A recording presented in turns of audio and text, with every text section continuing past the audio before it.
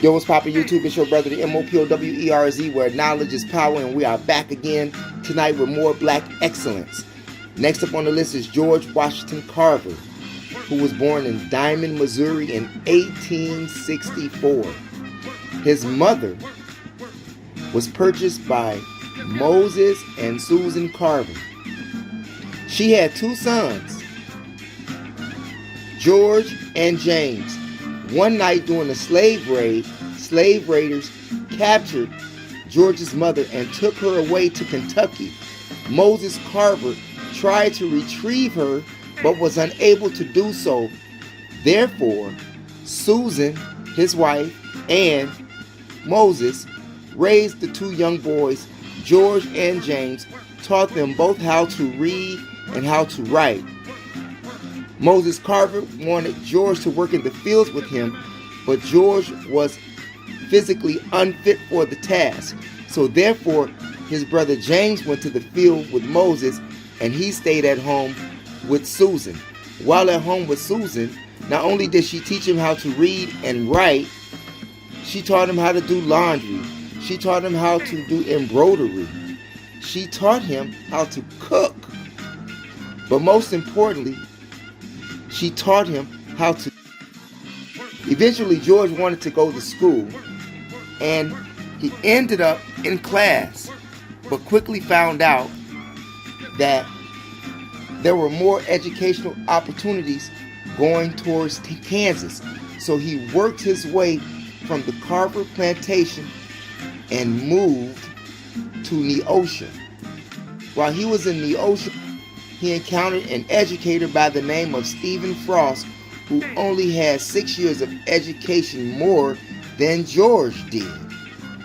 But not only did he run into Stephen Frost, he also ran into Andre and Maria Watkins, who also encouraged him to continue his education and taught him how to develop a relationship with God by going to their church.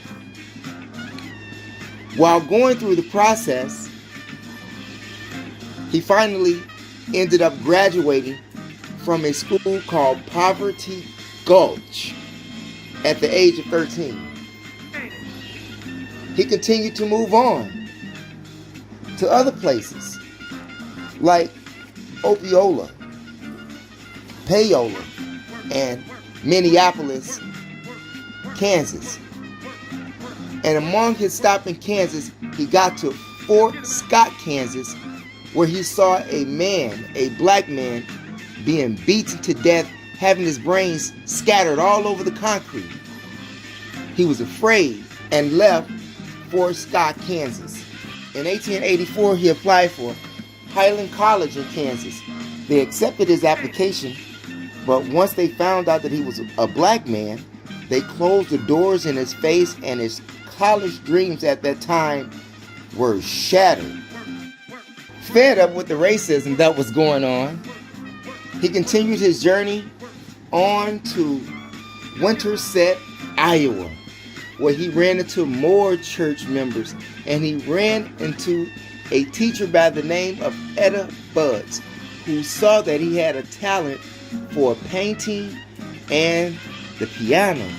Yet she was afraid that he would be unable to make a successful living doing that. She encouraged him to go into botany at the University of Iowa, where her father was teaching horticulture.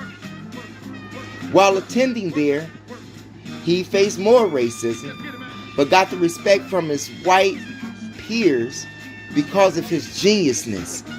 And in 1896, he graduated from Iowa State University, not only being the first black graduate of that university, but he was also the first black faculty member at that university, teaching agriculture.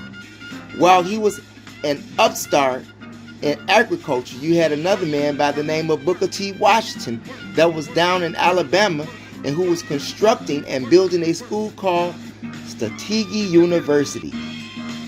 And he asked George Washington Carver to come down to Tuskegee to teach agriculture.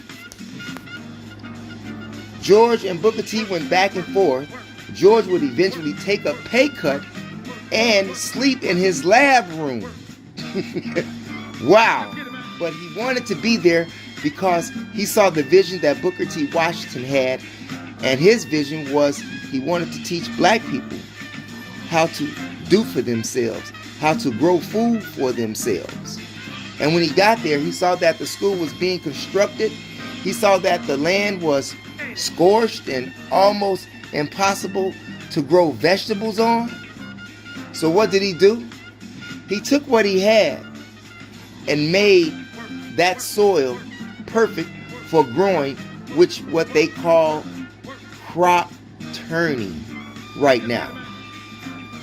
Had it not been for crop turning or crop rotation, which he taught white farmers in the South would have continuously had a hard time growing crops in their fields besides cotton. Cotton was the big thing back in the South, but George Washington Carver wanted them to grow food so that they can self-sustain themselves. And in doing so, him and Booker T. Washington developed what they called the Jessup wagon.